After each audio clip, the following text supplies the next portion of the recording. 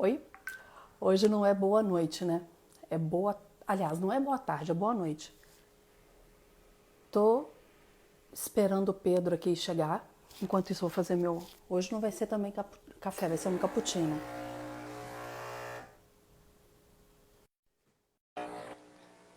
Oi, Miracélia, que bom que você tá aqui. Coisa boa. E aí, Ei, Márcio, querido! tudo Que bem? coisa boa que deu certo. Deu certinho, graças a Deus. Tá tudo bem? Tudo jóia com você, Márcio. Graças a Deus também, tá tudo jóia. Me conta como que tem sido esses dias de quarentena, Pedro. Olha, esses dias eles têm sido de muito trabalho, né? Eu acho que essa ideia do home office, ela acaba fazendo com que a gente tenha que se adaptar, né? Acho que uma das características muito exigido da gente nessa época de pandemia, de home office, é essa questão da adaptabilidade, né? E assim, eu sou uma pessoa que, confesso que para mim, né, que gosto muito de encontrar, de ver as pessoas assim, é um pouco difícil, mas a gente vai se adaptando, né? No meu caso, está sendo regime misto, né? Tem alguns dias que eu vou presencialmente, tem outros dias que eu fico daqui de casa mesmo. Ah, e essa semana você tá ficando em casa ou você tá trabalhando lá? Essa semana hoje eu estou em casa, amanhã eu estou presencial na cidade administrativa. Provavelmente o restante da semana eu devo ficar em casa mesmo. E a gente vai readaptando com isso tudo, né, Pedro? Aqui em casa, eu tenho falado que eu nunca fiquei tanto tempo junto. Gripou? Eu tô com a minha rinite alérgica atacada. Ai, Vocês coitado. até me desculpem se eu espirrar. Às vezes eu entro numa série de espirros Fica durante a tranquilo, live. Assim. fica tranquilo, não preocupa não. Mas eu tô com o Emílio há 26 anos. E eu nunca fiquei com o Emílio tanto tempo Olha só, comigo. lua de mel forçado. Né? Mas está sendo gostoso. Está sendo uma experiência interessante, está sendo gostoso para a gente colocar em prática algumas coisas que a gente fala. Mas eu queria que a gente conversasse um pouquinho. Você trabalha com gestão de crise, mas como que a gente pode trazer essa gestão de crise agora para esse nosso dia a dia, né? Porque, como nós já conversamos lá no café que a gente fez, há uma programação, a gente se prepara para um momento de crise. Foi basicamente isso que a gente conversou ali. Mas e quando não Sim. tem jeito da gente se preparar? Né? Foi o que aconteceu agora. Fomos pegos de surpresa numa situação que a gente não imaginava. O convívio familiar, ele se estreitou e a gente tem que buscar essa harmonia. Me conta um pouquinho o que você tem percebido, assim, tanto na sua vida, conversando com outras pessoas, sua faixa etária ou mais velhos, o que você tem visto que as pessoas têm, como têm lidado com isso tudo? Olha, uma coisa que eu acho que é assim, pertinente a gente observar é que a crise e o luto, eles têm algumas fases em relação à postura do filme. Vou fechar aqui porque o cachorro tá latindo aqui, esse cachorro não sabe notar. Preocupa não. Em relação a essas questões, tanto do luto quanto do enfrentamento à crise, a desastres, basicamente as pessoas elas passam por um percurso psicológico que ele fica mais ou menos padrão, né? As fases do luto geralmente elas são divididas em 5 fases e as fases de enfrentamento a desastres, à crise geralmente são separadas em 3 fases. O que tem de comum, tanto no luto quanto nas crises, é que a gente tem uma fase que é chamada fase da negação. As pessoas elas não Peraí querem só um pouquinho. reconhecer. Peraí só um pouquinho. Alguém escreveu aqui e eu achei que era só comigo. Seu áudio está abafado. Deixa eu ver aqui. Melhorou um pouco agora? Às vezes é por causa da posição do Bastante. iPod aqui. É. Então, assim, as pessoas, o que existe de comum entre esses dois períodos é porque as pessoas, elas passam por uma fase de negação, que é chamada de primeira fase. E essa fase de negação, ela é muito caracterizada porque a pessoa, ela não quer aceitar realmente que ela está enfrentando aquela crise. Então, ao invés dela tentar, né, trabalhar essas características que a gente falou da adaptabilidade, em relação a achar uma nova solução, em relação a tentar ressignificar aquilo dali, a tentar, dentro das possibilidades, ela enfrentar aquilo da melhor forma, ela continua naquela postura de que não, isso não está acontecendo, isso vai acabar amanhã, vai acabar depois de amanhã, etc. E acaba que quando a pessoa ela constrói aquela ansiedade para que aquilo dali termine muito rápido, sendo que é uma situação que foge do nosso controle, né? A gente não sabe por quanto tempo que a gente vai enfrentar isso. E a gente também tem que reconhecer que a gente não vai voltar para a normalidade como ela era antes, a gente vai voltar para aquilo que a gente chama de um novo normal, né, que está sendo estabelecido. Quando a pessoa consegue aceitar isso, que ela passa da fase da negação para a fase de deliberação, ela começa a considerar quais as alternativas que existem, né, à disposição dela.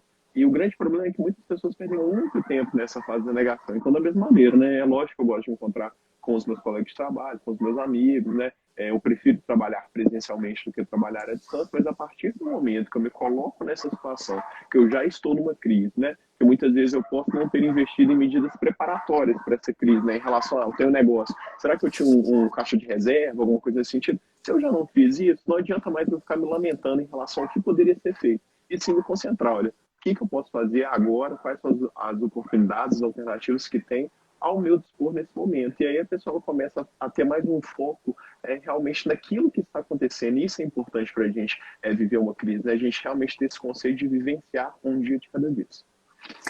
A gente tem que entender que o momento é agora. Eu tenho conversado muito com um rapaz que eu tenho feito a live, que é o Leone Diniz, e ele fala muito isso. O bem-estar da gente, ele vem pelo viver o presente. Para que... Pedro? Oi? Não, é porque eu só coloquei no áudio normal para ver se fica melhor agora. Nossa, sensacional. Agora tá aqui. O Emílio chegou aqui até para falar que o som estava ruim. Ele tirou o fone, agora melhorou. O Emílio estava lá dentro assistindo, veio aqui avisar. Ah, que bom, então. Porque uma das coisas que a gente fez aqui em casa para o convívio tranquilo, eu fico na sala, Bernardo, que é o meu mais velho, junto com o Emílio, no escritório, e a Anabelle, que é a caçula, fica no quarto dela. E assim a gente se encontra em momentos específicos, mas cada um trabalha no seu campo, sabe? Mas voltando aqui ao Leone, ele comenta muito que o bem-estar vem de um autoconhecimento e viver o presente. Nós precisamos estar aqui e lidar com as circunstâncias. E aí entra uma outra coisa que eu observo. Será que as pessoas estão conseguindo se segurar ou elas estão descontando em qualquer pessoa? Porque vem essa frustração, vem esses estágios que você está falando, nem todo mundo passa tranquilamente por ele. E isso a gente está falando de uma forma geral, sem pensar em quem realmente está de luto, né, porque perdeu alguém. A saúde mental das pessoas, a questão da depressão aumentou muito, ansiedade, depressão. Mas vamos colocar de uma forma geral. Será que as pessoas estão conseguindo se controlar a ponto de saber o que falar, da maneira que falar, com o objetivo de buscar essa harmonia em casa? Você acha que isso está acontecendo? Olha, eu acho que a gente tem os dois extremos, né? Tem desde pessoas que estão, né, realmente aproveitando esse momento como uma oportunidade delas prestarem mais atenção nos processos de comunicação dela. E processo de comunicação todos nós desenvolvemos, né? Como você disse, no nosso dia a dia, com a nossa família, no nosso trabalho. E a gente chega no momento onde esses processos de comunicação eles ficam mais importantes. Por quê?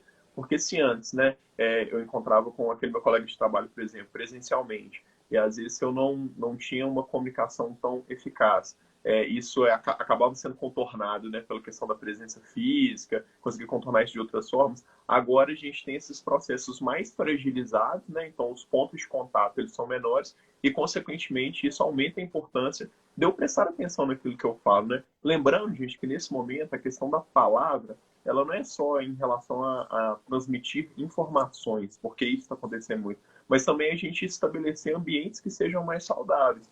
Então, todos nós, né, igual nisso que a gente está falando um pouco de trabalhar à distância, a gente precisa mudar uma série de diretrizes, que às vezes as pessoas elas ficam preocupadas somente nessas questões técnicas da gente mudar de diretriz. E a gente também tem que preparar os nossos colegas, os nossos funcionários, os nossos familiares também, para as questões psicológicas que envolvem isso, né? Então, assim, reconhecendo que está difícil para todo mundo, né? Estabelecendo esses lugares de diálogo, entendendo, né, qual que pode ser a demanda de cada pessoa, porque a gente, se num local de trabalho, se num local que geralmente a gente frequenta, as diferenças, elas ficam mais ou menos homogêneas, agora que a gente está nesse momento de home office, isso não é verdade pelo seguinte, você tem 2 filhos, um esposo, às vezes eu sou responsável pelo cuidar da minha mãe, às vezes eu tenho um cachorro em casa, às vezes tem um outro tipo de rotina, às vezes, né, eu tenho que na minha casa 5, 6 pessoas dividiram o mesmo espaço, então assim, esse é o momento onde todas essas diferenças, elas são, de certa forma, mais visibilizadas.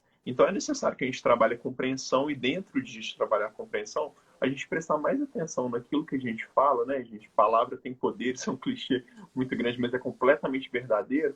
A gente acaba sendo responsável, né, por ajudar ou piorar o ambiente dos outros. E se então eu tô em casa, né, eu só fico reclamando, só fico estabelecendo, né, diálogos, né, que são de alguma forma beligerantes, aquilo ali vai contribuir para experimentar um clima de trabalho ali pior e vice-versa. Então acho que a gente tem que, em primeiro lugar, também ter um conceito de autorresponsabilidade, né? Eu vou acabar tendo como retorno em relação àquilo que eu me comunico, as palavras, o modo como eu me escolho em relação a isso daí. Lembrando que quem é responsável pela comunicação é o comunicador, né, Pedro? Então, quer dizer, eu sou responsável pelo que eu estou conversando aqui com você. Eu tenho a responsabilidade no que você está entendendo? Não, mas eu tenho a obrigação de ser o mais clara possível para que você me compreenda. E aí eu tenho que pedir o seu feedback. Não, e assim, nesse momento que a gente está, nessa questão do feedback, nessa questão que a gente está utilizando muito as ferramentas digitais da comunicação, a gente não tem muitas vezes aquela ideia do olho no olho, da percepção, né, de conseguir ler esse ambiente. Por isso que o feedback ele se torna ainda mais importante, né? E eu também ter cuidado como que eu modulo minha mensagem, né? Porque se pessoalmente, às vezes eu consigo ver que aquela pessoa não gostou daquilo dali, né? Que ela ficou estressada com aquilo dali, agora virtualmente nem sempre a gente tem essa oportunidade. Então assim, a gente escolher com muito cuidado, ter um pouco de paciência. Acho que é aquelas dicas simples, né? A gente respirar fundo, às vezes a gente está muito estressado nesse meio dessa quarentena, então ali, deixa para mandar aquela mensagem, né? Estressar ali com o seu funcionário daqui a 5, 6 minutos, você vai ter a oportunidade, né? De rememorar aquilo dali com mais tranquilidade. Acho que assim, isso é fundamental, especialmente nesse momento. E eu gosto sempre de falar, a comunicação, tem uma pesquisa, esqueci o nome dele aqui agora, de um americano, que ele diz que a comunicação 7% pelas palavras, 38% merábia. 7% palavras, 38% voz, variações da voz e 55% corpo. Ele não quer dizer que as palavras não têm importância, muito pelo contrário. Elas, a partir dessas palavras é que eu vou delimitando os 93% restantes. Mas eu perco na comunicação digital, aí eu digo só a escrita, 93% da minha comunicação. Eu vou ter só a de palavras. Agora, se eu mando áudio, eu ainda perco 55% do corpo. Então, mas ainda vai. Se eu ainda mando áudio, dá para saber como a pessoa tá ou não, né? Eu ainda sei se ela tá brava, se ela tá triste. Esses dias eu não estava muito bem, e aí uma pessoa falou, Mariela, uma pessoa que me conhece bem, falou, Mariela, pelo jeito que você estava escrevendo, eu sei que você não estava bem. Ué, a minha mãe tá aqui e tá falando que tá sem som. Mãe, tá sem som não. Ela tá assim, tá sem som? Eu falei, tá não, mãe. Então, a maneira, se a gente tem intimidade, a pessoa vai perceber como a gente está. E nem a gente não tem que estar bem o tempo todo também, não, né, Pedro? Estava conversando esses dias com a Leila Ferreira, que é uma amiga em comum que a gente tem. A Leila fala isso, Mariela, ninguém tem que estar leve o tempo inteiro. A gente vai ter um momento de tristeza, mas o que não dá é para a gente ficar só naquilo, né? O que não dá é para a gente deixar aquilo levar. E a gente entender também, gente, assim, porque às vezes as pessoas, elas experimentam, né, esses momentos de tristeza, né, de luto, de ansiedade, e elas querem, de qualquer forma, extirpar aquilo dali, né? E assim, quando a gente está nessa jornada de autoconhecimento de alguma forma, acho que a primeira coisa que a gente precisa fazer, né, até na meditação a gente trabalha muito isso, né? Assim, é você aceitar que aquele sentimento ele existe ali, né? Tentar compreendê-lo ali, mas não tomar aquilo dali como uma verdade, né? Você se apegar àquilo dali, né? Você vê ali, você está experimentando essa sensação de ansiedade, né? Hoje eu estou num dia melhor, amanhã eu posso estar num dia pior, aquilo dali, mas compreendendo que aquilo dali é passageiro, compreendendo que aquilo dali faz parte de um processo, né? Quando a gente está nesses momentos, né, críticos assim, acho que o que nos conforta bastante é a gente saber, né, que isso não vai durar para sempre, né? E que às vezes eu estou trabalhando com um nível de ansiedade, com um nível de estresse, com um nível, né, de angústia ali, e aquilo dali às vezes está me desgastando tanto, porque às vezes eu estou fazendo uma série de proposições como se aquilo tivesse tornado a minha verdade, como se eu não fosse ser sempre assim. E não vai ser assim, né? Amanhã a gente vai experimentar dias melhores. Então, assim, a partir do momento que eu sei que isso vai acabar, né, que, assim, que há esperança nesse túnel, assim, e que eu posso tentar, né, por meio do controle daquilo que eu penso, daquilo que eu falo, daquela forma como eu estou agindo, eu vou conseguir passar melhor ou pior por causa disso. Eu começo a concentrar mais nas minhas ações, mais no meu dia a dia, começo a fazer uma seleção mais inteligente daquilo que eu estou consumindo, em termos de informação, em termos de leitura, em termos de conversa. E eu acho que isso a gente consegue ter pelo menos uma receitinha para ficar mais tranquilo nessa época. Aí, como tudo, você estava falando aí, eu brinquei algumas vezes, como tudo é passageiro, até essas emoções, como numa TPM, passa. A gente pode até ficar nervoso naquele momento, mas vai passar. Se for necessário, tomar algum medicamento receitado, que a coisa passa. E eu me lembro muito bem que, antes da gente entrar no que nos ajuda, a gente começou a comentar hoje sobre livro que a gente estava lendo, né? Sobre seriado que a gente está assistindo. E eu me lembro que quando você foi lá no programa, uma coisa que me chamou muito a minha atenção foi a maneira como você usa seu tom de voz. Ah, é verdade, você comentou isso mesmo. Você usa o seu tom de voz com uma tranquilidade. Sinceramente, eu achei que isso era um treinamento que vocês tinham. Porque se 38% da comunicação ela vem pelo tom de voz, eu falei, bom, isso é trabalhado nele. Porque se ele vai dar uma notícia que não é das melhores, aquela voz ela ajuda. Isso é seu, Pedro? Eu acho que assim, que é um pouco de característica pessoal, né? Uma coisa que foi treinada, assim, de certa forma, embora eu acho que haja, assim, espaço para que a gente possa treinar essas capacidades, mas eu acho que é muito da gente, assim, se preocupar quando a gente vai conversar com o outro, quando a gente vai se conectar ao outro, principalmente observar, sabe? Igual nesses contatos, às vezes, de grandes desastres, às vezes de algumas ocorrências que eu tive que lidar, ou mesmo fora de ocorrência, mas às vezes algum trabalho voluntário que a gente vai fazer e tem alguma situação de uma pessoa que está muito triste, muito estressada. Acho que, assim, o bom comunicador, assim, sem me achar um bom comunicador, mas eu acho que os bons comunicadores, Mas eles antes... É gentileza, sou parte, não acho não, mas agradeço, carinho. Mas eu acho que, assim, que os bons comunicadores, antes deles soltarem, deles modularem uma mensagem, eles pegam, assim, alguns instantes, alguns momentos para observar com quem eles estão falando, sabe? Acho que quando você está dando uma aula, você está dando uma palestra, você está falando com outra pessoa, a pessoa ela vai dando sinais ali do que ela precisa naquele momento, de como que ela está compreendendo aquela mensagem. E às vezes até no nosso dia a dia a gente não percebe isso, né? Da mesma forma que às vezes quando chega alguém muito querido para a gente, e às vezes a gente vê que aquela pessoa está mais cabisbaixa, está mais afetada, e às vezes pela maneira como está respondendo ali, você sabe que se ela está mais feliz ou mais triste. Acho que a gente consegue, quando a gente passa a colocar isso como uma prática no nosso dia a dia, a gente observar que isso melhora muito a nossa comunicação, porque às vezes a gente vai conversar ali com aquela pessoa, mas a gente escolhe o pior momento, a gente escolhe a pior abordagem. Quando você realmente se desarma para poder observar, você consegue enxergar qual que é a melhor forma de você trabalhar aquele assunto, entendeu? Qual que é a melhor alternativa, qual que é o melhor caminho. E aí a gente vai estabelecendo um processo de comunicação que tende a ser mais participativo, né? Acho que toda conversa, e isso é muito clichê, mas é muito verdade, a gente tem que estar em primeiro lugar mais disposto a ouvir do que falar, né? E compreender as pessoas nessa linha tênue aí que se estabelece. Você conhece aquele texto do Rubem Alves que fala da escutatória?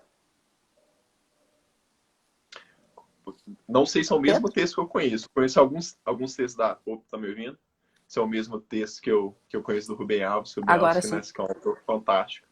Mas eu li há muito tempo, quando eu estava, acho que na 8ª série, que era uma crônica, não sei se é esse mesmo texto. Há muito tempo, Pedro. Você não estava há muito tempo na 8ª série, não. Me poupe. A média, um tempo médio. Eu estava há muito tempo na 8ª série. Aquele que ele fala que ele vê muito curso de oratória, mas vê pouquíssimos cursos de escutatória. É o mesmo.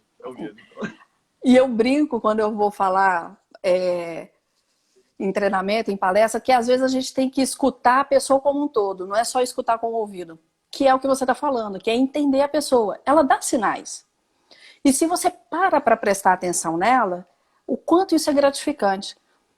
E uma outra coisa que é o entrar em rapport com a pessoa, né? Você entrar em sintonia com ela. Alguns chamam de neurônios espelhos, mas como que você vai... Isso, provavelmente, vocês trabalham isso, né? Como chegar e manter o rapport. O primeiro contato tem que ser o rapport. Porque ali você, entrando em sintonia, a pessoa te aceita e fica mais fácil você falar com ela. Vocês têm um treinamento de rapport? Assim, a gente tem muito alguns treinamentos na área de, além de psicologia, na área também de negociação, né? Alguns tipos de ocorrência que são atendidos pelo Corpo de Bombeiros, como tentativas de autoextermínio, né? Tentativas de suicídio.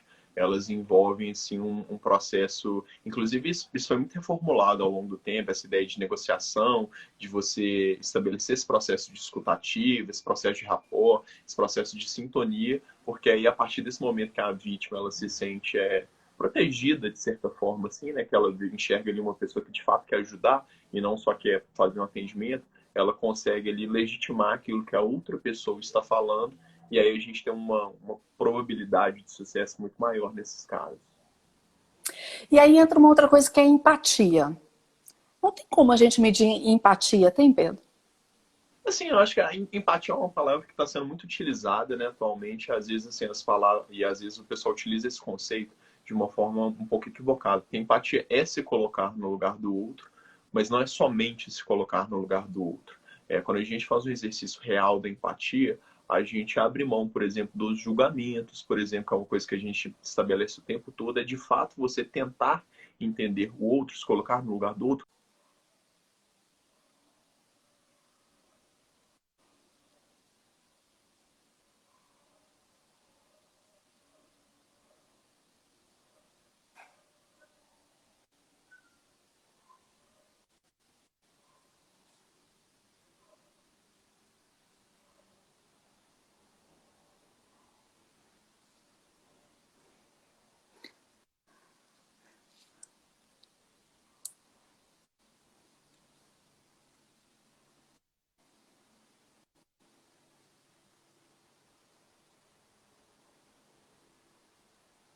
Pedro, para mim tá todo picado.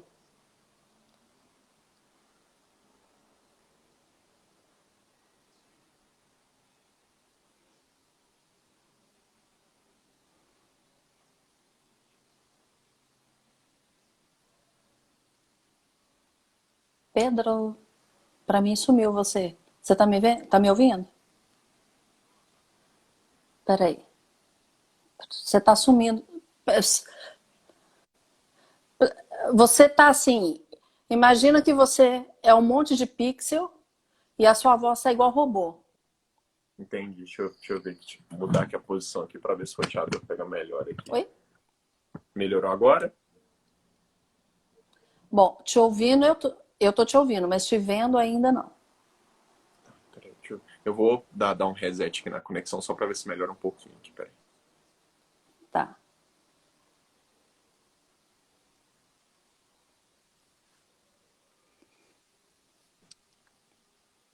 Voltou agora? Tá melhor?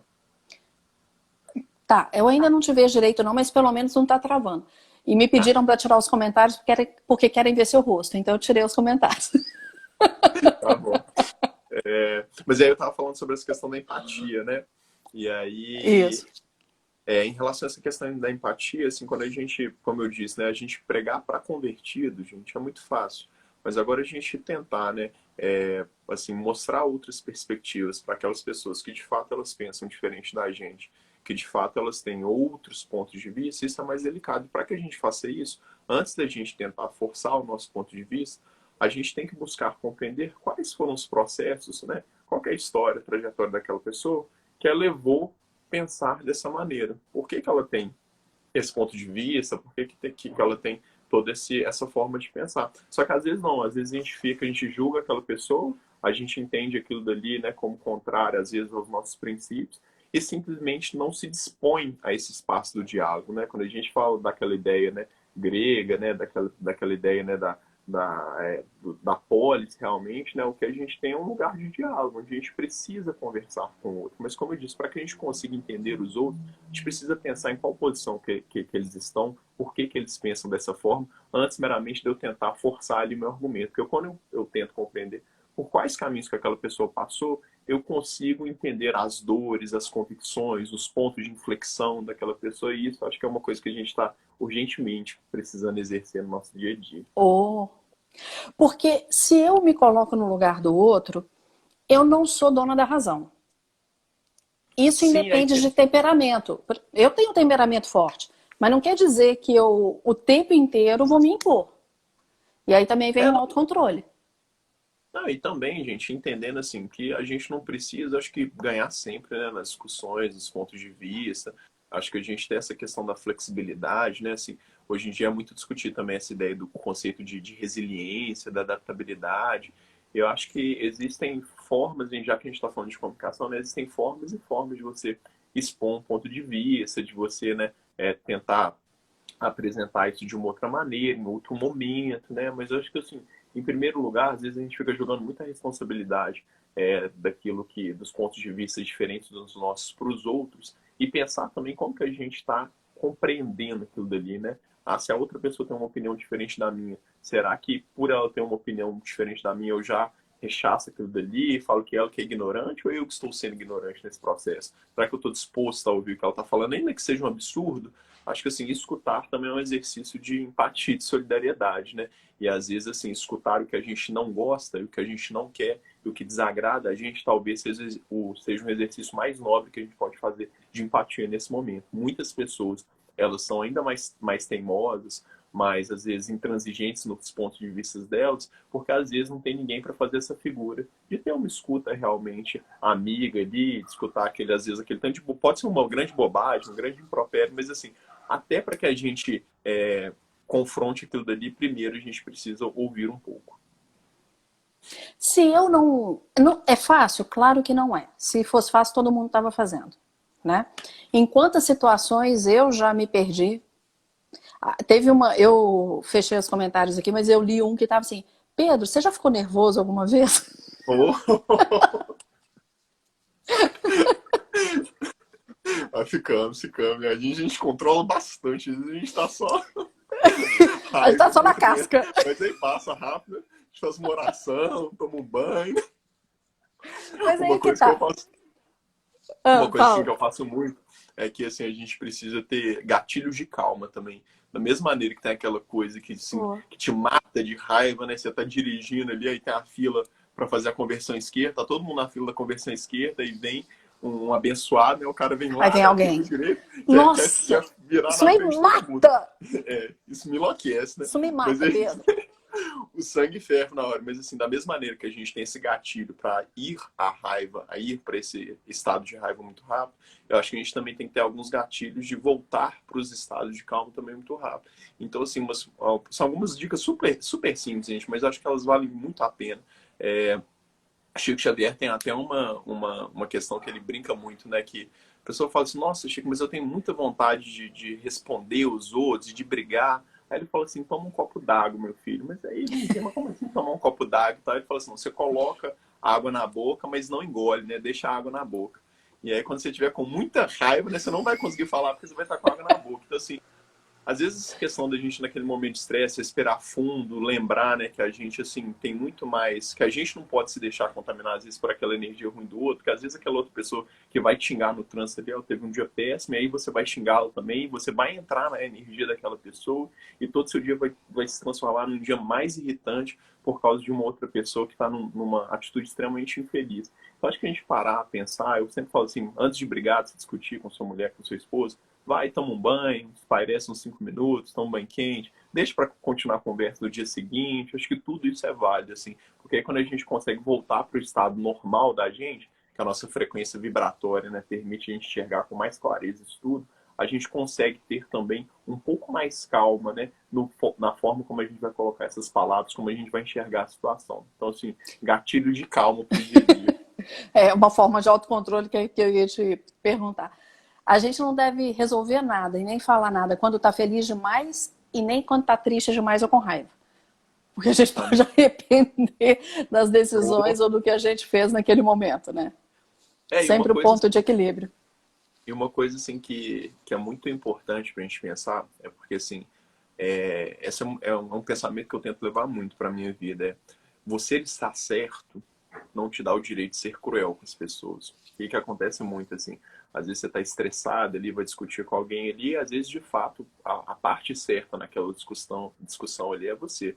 Mas às vezes isso não te dá o direito de você ser cruel, de você utilizar aquilo dali, né, para diminuir, para humilhar a outra pessoa. E a gente, quando tá nervoso, quando tá no calor da emoção, a gente acaba fazendo isso. Então, assim, acho que a gente realmente parar para pensar, a gente tá ali, né, estressado naquela hora, mas a gente parar, pegar uns 10 minutos para pensar com calma, né, tentar pensar quais são as consequências, porque às vezes numa discussão você pode gerar traumas na outra pessoa que vão ser traumas que vão ser incuráveis, dependendo do que você falar, você pode gerar, né, especialmente nas nossas relações cotidianas, né, com os nossos familiares, com os nossos pais, com os nossos filhos, com os nossos companheiros e companheiras, às vezes uma palavra mal colocada ali, que você nem acredita naquilo dali, mas você fala aquilo dali naquele momento de raiva para atingir a outra pessoa, para provocar nela a mesma raiva ali, né, que você está experienciando no momento, você acaba utilizando aquilo dali, e aquilo dali somaticamente, gente, as palavras elas têm esse poder, né, de acumulação na mente dos outros. Aquilo dali vai criando imagens mentais na sua cabeça, na cabeça dos outros, que isso daí vai influenciar, né, a forma como você se relaciona. Então, assim, escolha bem as palavras mesmo em momento de raiva. Escolher bem as palavras em momento de calma é a escolha mais óbvia. Mas escolher bem as palavras nos momentos de raiva, de estresse, aí sim residem as escolhas inteligentes. Aí você me fez lembrar de duas coisas. Eu vi uma frase do C.S. Lewis, se não me engano, hoje ou ontem. C.S. Lewis é aquele que escreveu Crônicas de Nárnia, né? Que é um cristão. E ele diz que o livro que as pessoas mais leem do cristianismo são as nossas próprias atitudes como cristãos. Então que a gente tem que tomar cuidado com as atitudes que a gente tem e não só de falar que a gente é cristão, né? E aí me fez lembrar, com essa fala sua, o Bernardo, meu filho mais velho, está assistindo sobre Michael Jordan. Você viu o documentário sobre a vida do Michael Jordan? Ainda não tive a oportunidade, não.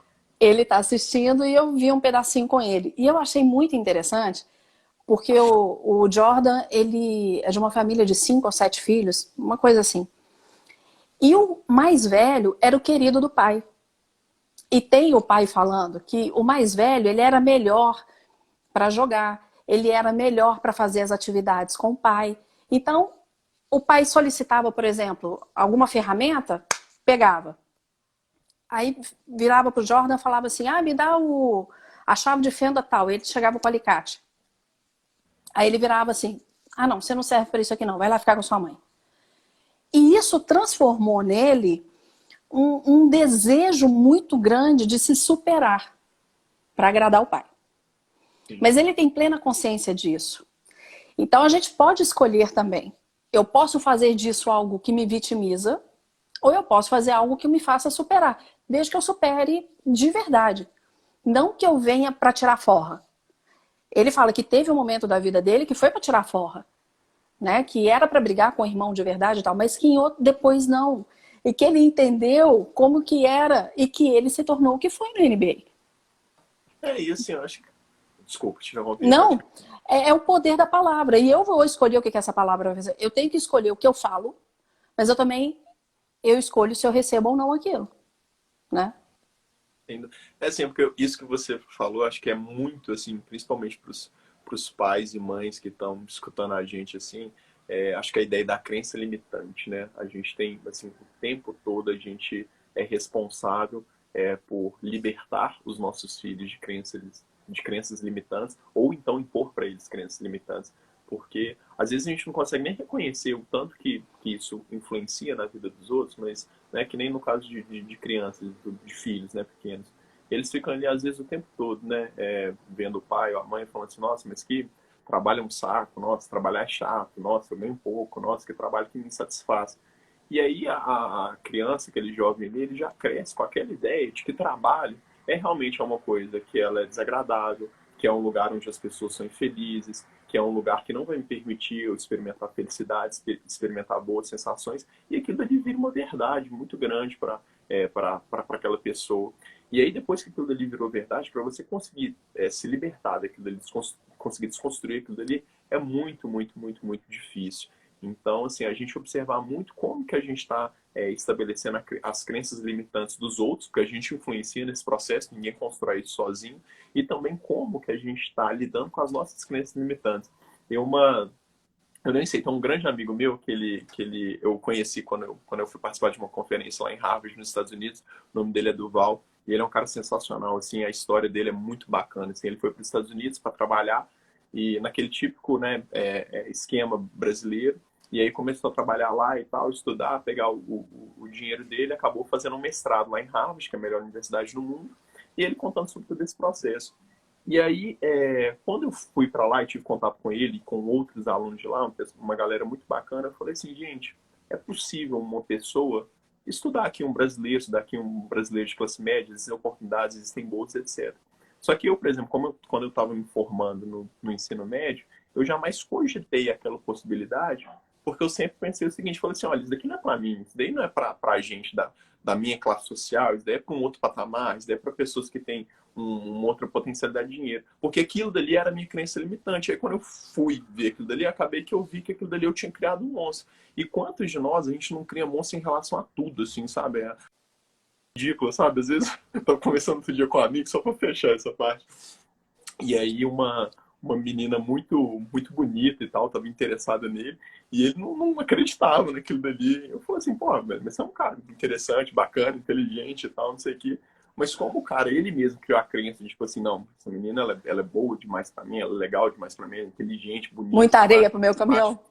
Aí a pessoa fica naquela crença limitante, e aí, na verdade, não é que nenhuma menina super legal tenha se interessado por ele, é como ele mesmo se restringe a ter contato com essas pessoas, porque ele não se acha suficiente, ele acaba invertendo a lógica das coisas. E isso todo dia acontece com a gente, por isso que a gente observa como que a gente está construindo as crenças das pessoas próximas da gente e como que a gente está lidando com as nossas crenças. Assim, é um processo de libertação mesmo, quando você literalmente percebe que você pode muito mais do que você acha que pode. Pedro, eu que trabalho com oratória, com media training, é o tempo inteiro trabalhando isso para as pessoas superarem o medo e se sentirem mais seguras. Plateia não é bicho-papão, vídeo não é bicho-papão. Outro dia eu fui fazer o convite para uma amiga super competente. Falei, vamos fazer uma live comigo? Vamos falar para professores que estão precisando adequar o vídeo para as aulas? Ela começou a passar mal só do convite. E eu não estou falando de alguém, ela tem 30 e poucos anos. Ela falou, Mari, eu estou suando, Mari, eu estou passando mal. Porque e ela é uma excelente profissional. A gente tem que entender que estar no holofote não é ruim, não. E a gente merece também. A gente tem que aprender a entender o que é o merecimento que a gente merece, merecimento que a gente merece, mas também que isso não nos dá direito de falar o que quer, da maneira que quer, ou tratar as pessoas de qualquer forma, né? Talvez as pessoas não entendam a questão da humildade, de ser o que é ser humilde de verdade, não aceito aquilo, e aí vem as crenças limitantes. E quando você fala da linguagem para a criança, isso é para todo mundo. Nós temos que tomar cuidado o tempo inteiro de qual a linguagem que nós vamos usar com as pessoas. O tom de voz a gente já falou, mas olha aqui também o meu rosto. E aí outro dia veio vou até fazer uma... Você conheceu a Marcela? Acho que não, né? Não conhece, ué. Marcela Mesquita? De Divinópolis. Repórter. Quarta-feira a gente vai fazer uma live. Você sabe que eu trabalho lá, né? E aí ela veio me pedir para a gente conversar sobre a expressão porque a gente está de máscara. Como que a gente vai se comunicar estando de máscara? E aí a gente vai falar sobre uma série de coisas, porque não adianta nada. Eu falei assim, nossa, tá tão bom essa conversa. Nossa, tá tão bom essa... Isso aqui vai falar também. Então, eu tenho que me expressar e a criança percebe isso. E na minha conversa com o outro, isso também fica muito claro. Se o que eu estou comunicando está numa linguagem adequada e se todo o meu conjunto também agrada ou não, né? E aí entra uma outra coisa, que o tal do merecimento. Então quer dizer que eu posso colocar tudo para fora. Então quer dizer que eu mereço falar o que eu quero. Peraí. Saber falar não significa que sabe comunicar. Já parte desse ponto. Agora, quando eu vou comunicar e vou trazer à tona, eu não estou dizendo aqui de análise, eu não estou dizendo aqui de terapia, a gente está falando de relação nesse tempo de confinamento, né? Da comunicação nesse tempo de confinamento. Como que eu vou colocar isso sem gerar desconforto no outro? Porque enquanto eu estou no online, se eu estou digitando, a gente comentou aqui, não tem o tom de voz e não tem o corpo. Então isso aí me garante uma coisa que eu posso escrever o que eu quiser. Né? Os haters estão aí para isso. Mas o offline não tem jeito. Eu estou ali com a pessoa. Então, como que eu vou fazer para que eu consiga demonstrar o meu desconforto, que eu consiga demonstrar que não está tão bem assim, sem que seja agressivo? Aí, pegando um gancho, como que você vai dar uma notícia que é complicada de uma forma mais suave possível? Olha, uma coisa que eu acho importante nesse processo é a gente não se armar demais. O que é armar nesse sentido? Uma vez eu estava conversando com meu psicanalista sobre algumas coisas, e aí eu falando que sobre determinados assuntos, eu preferia conversar por mensagem, né, de WhatsApp, por e-mail, por, sei lá, por questões escritas, do que ao vivo. E aí ele chegou e observou tudo aquilo dali e ele falou assim, Pedro, mas você já pensou que, na verdade, quando você escreve tudo aquilo dali, você, na verdade, está falando mais com você do que com o outro? Porque, na verdade, o que você está fazendo ali é um exercício mental de já pensar, né? O outro ele pode... Organização. É mesmo. O que ele pode falar, o que ele vai, qual que vai ser a expectativa dele, aí você já lança um outro parágrafo para já, né, fazer, né, para eventualmente corrigir aquilo que você falou, etc.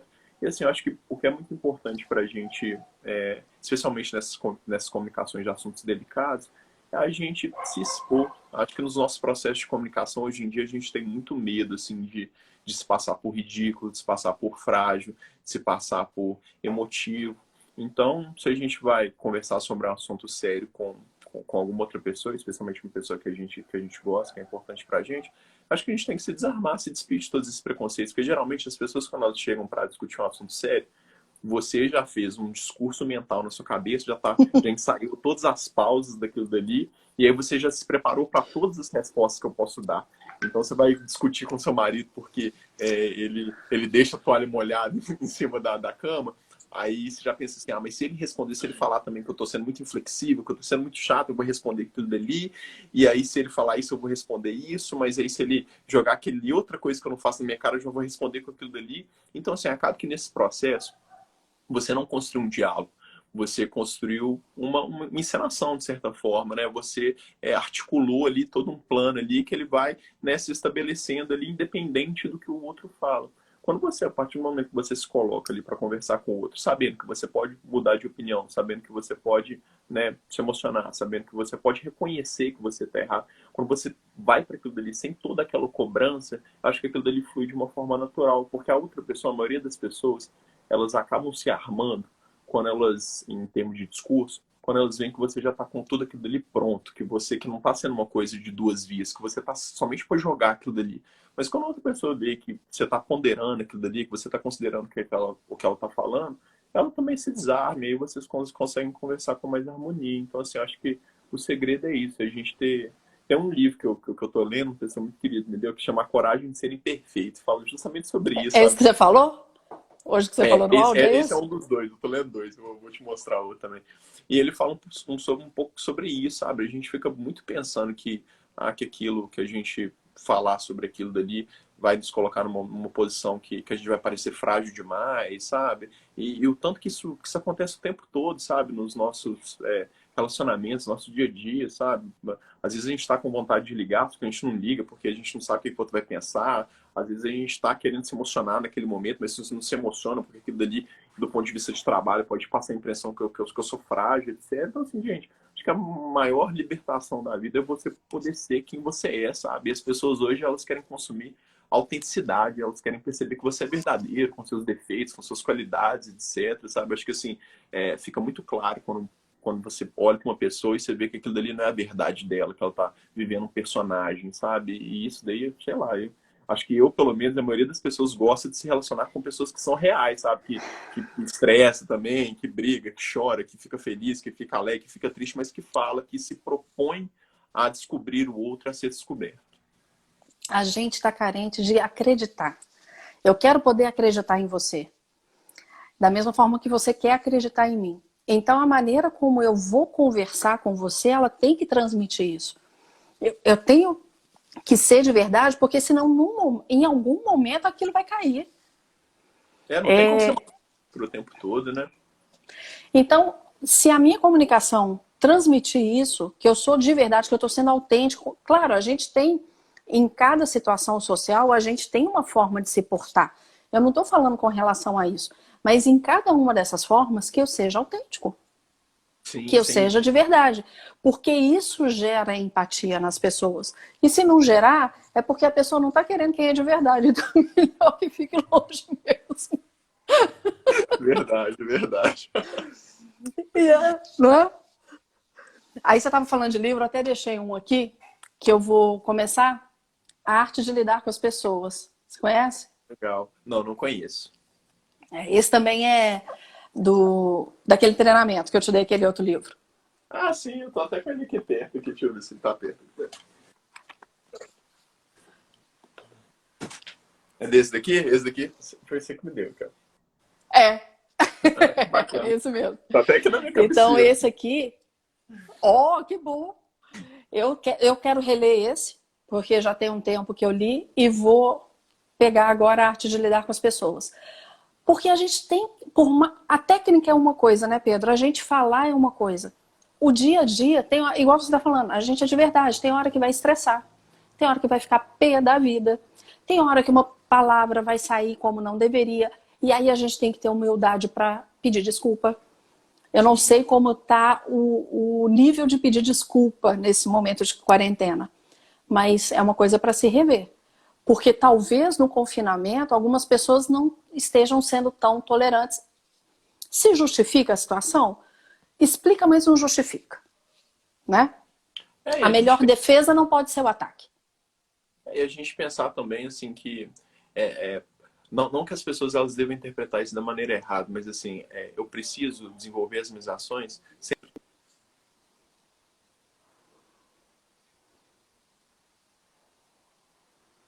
de maneira nenhuma colocar todo mundo numa mesma situação de privilégio. Mas assim, às vezes a gente fica o tempo todo jogando a responsabilidade do que a gente precisa mudar na nossa vida para o outro. Ah, não, porque eu estou infeliz no trabalho, porque o meu chefe é chato, porque aquela pessoa não lida bem comigo, porque eu não ganho mal, etc. Enfim. E a pessoa precisa perceber que aquela situação não está legal, mas é responsabilidade sua de saber como você vai processar aquilo dali que está acontecendo com você,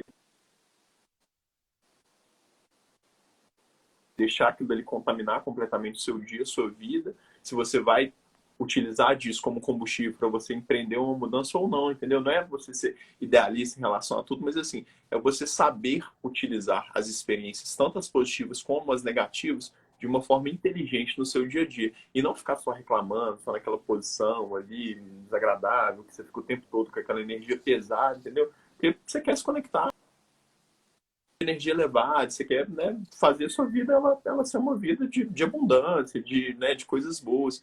E às vezes a gente fica tão concentrado naquilo de ruim que está acontecendo que às vezes a gente perde um pouco a capacidade de experimentar essa vivência boa, né, essa vivência proveitosa. E aí entra uma outra coisa que é a questão da cumplicidade. Parece que isso permite também se estreitar essa cumplicidade. Por mais que a gente já seja, aí eu digo no bom sentido, entre família, esses momentos, se a gente souber usar bem, isso fica melhor. Se a gente souber usar o diálogo a nosso favor, pedindo desculpa quando for pedir desculpa, se falar, olha, não estou dando conta, dá licença que eu vou ali ficar um pouco sozinho. Entendendo que cada um tem o seu momento, a cumplicidade fica muito maior. A Leila, de novo, ela fala que não sabe se a gente vai sair melhor de tudo isso. Eu também não sei se todo mundo vai sair melhor de tudo isso. Diferente, com certeza. Mas, como você disse, como eu sou responsável pelo que acontece comigo, e se eu me preocupar com cada situação de diálogo que eu tiver nesse momento de confinamento, eu vou sair com laços mais estreitos nisso tudo. E isso vai ser benéfico para a minha vida, porque aí a gente fala de uma coisa que é saúde mental. Tá Não, todo mundo tão preocupado com o Covid, ok, eu também me preocupo. Mas ainda acho que tá a preocupação muito pequena com a saúde mental das pessoas nisso tudo que está acontecendo. não, é isso que você falou sobre essa questão da cumplicidade, né, das relações. É um pouco também da gente volta naquela velha máxima entre você ser feliz e ter razão, o que que você prefere, né? Eu acho que assim, ó, eu e minha mãe, a gente tem um perfil muito semelhante em termos de pensamento. Tanto eu quanto minha mãe, a gente é bem convicto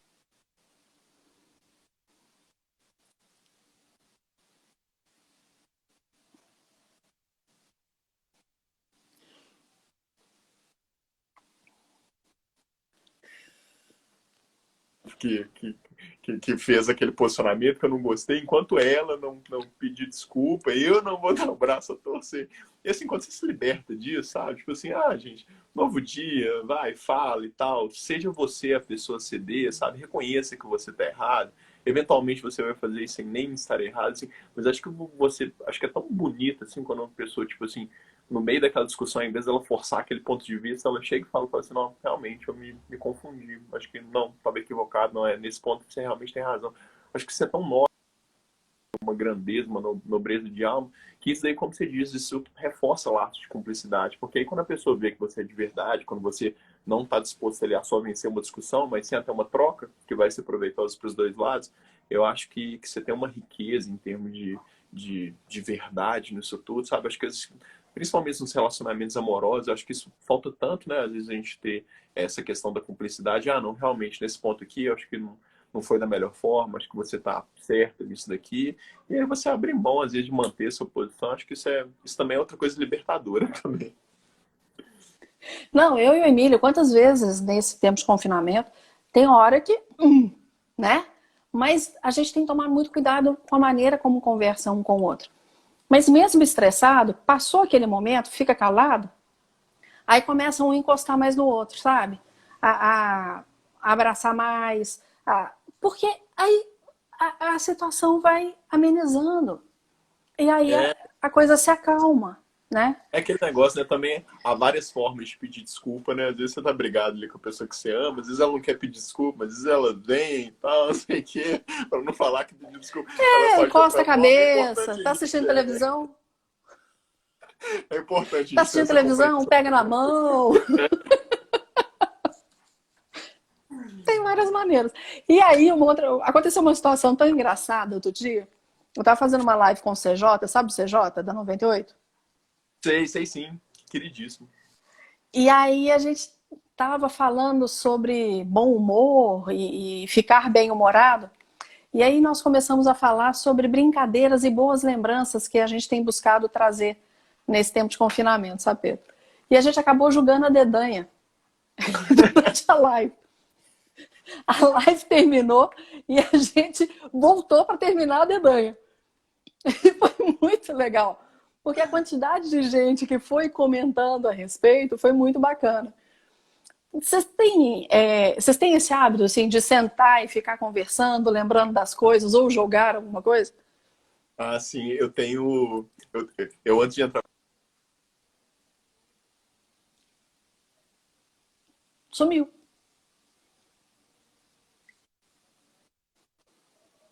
Agora, tá me ouvindo? Ok? Opa, acho que cortou. Tá picando. Tá, peraí. Deixa eu ver aqui se volta aqui. Opa. Voltou agora? Tá melhor? Beleza. A E imagem aí? não tá 100% não, mas o áudio melhorou.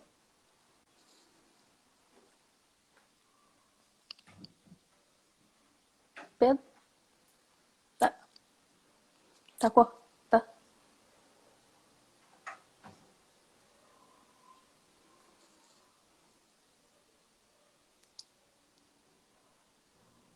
Voltou agora? Tá melhor? Se você começa a falar, e aí vem um pedacinho do seu áudio, depois fica um buraco enorme, depois vem um pedacinho de novo. Entendi. É porque hoje Vamos a ver se conexão agora vem. tá muito ruim aqui, porque eu acho que é por causa do prédio mesmo aqui. Tá melhor agora? Ah. Melhorou. Agora eu te ouço. E aí a gente tem esse grupo de amigos da aeronáutica e a gente era moleque, né? Quando a gente estava em Barbacena, 15, 18 anos, né? Naquela confusão de militarismo. E assim, a gente desculpa o termo, assim, mas a gente todo dia a gente se ferrava, assim, de uma forma diferente.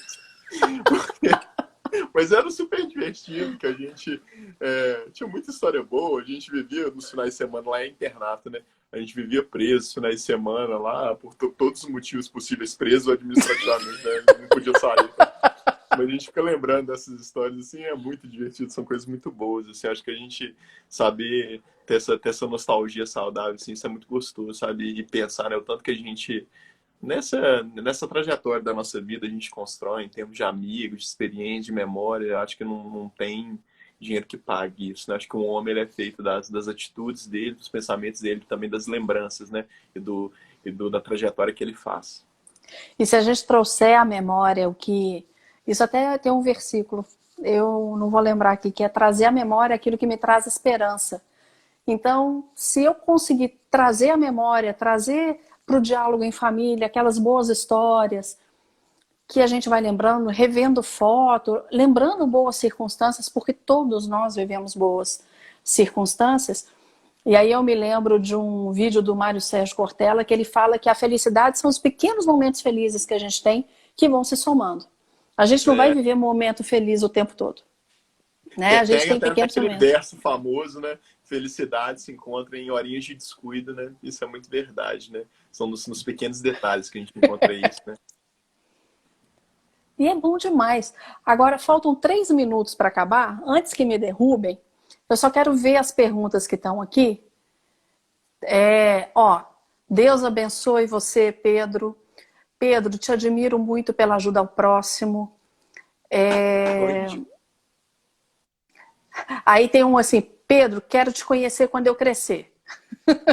Não precisa ser quando você crescer, não, gente. Estou à disposição, pós-quarentena aí. Agora a gente não pode encontrar, mas a gente... E por falar nisso, o convite está de pé para o café presencial, tá? Quando tudo isso passar. De verdade. Com pão lá de Araxá. Um convite para café, ainda mais com pão de Araxá, não se nega de jeito nenhum. Mas é sério, tá? De verdade. Pedro, eu só posso te agradecer mais uma vez. Sempre é um prazer e uma honra conversar com você. É muito gostoso. Que a gente possa fazer isso mais vezes. Que a gente possa criar situações para ter esses diálogos gostosos assim. E que espero que as pessoas também tenham pensado no que elas têm vivido, né? Mais gente aqui falando para Deus te abençoar. Isso é bom, né? Melhor, como eu sempre digo, o melhor presente que a gente pode receber de alguém é uma oração, né? Gente, obrigado do fundo do meu coração por todas as energias positivas. E agora que eu estou lendo aqui, tá chovendo de pergunta aqui.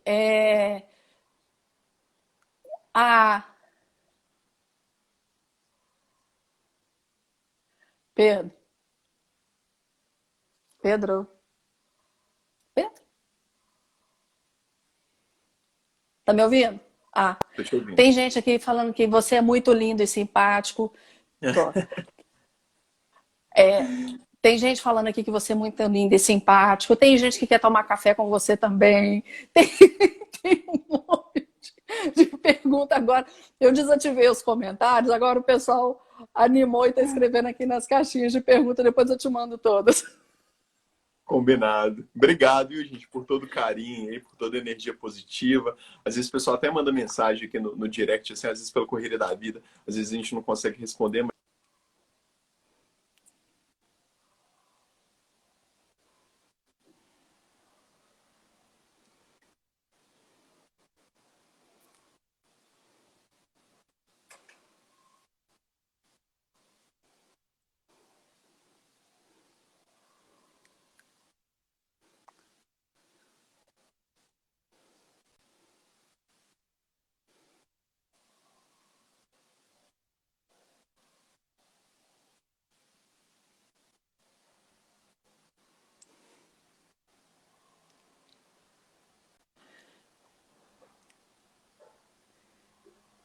Pedro, faltam 20 segundos.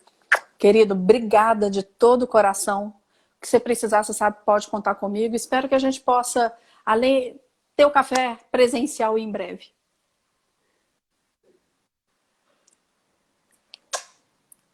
Beijo, fique com Deus, viu?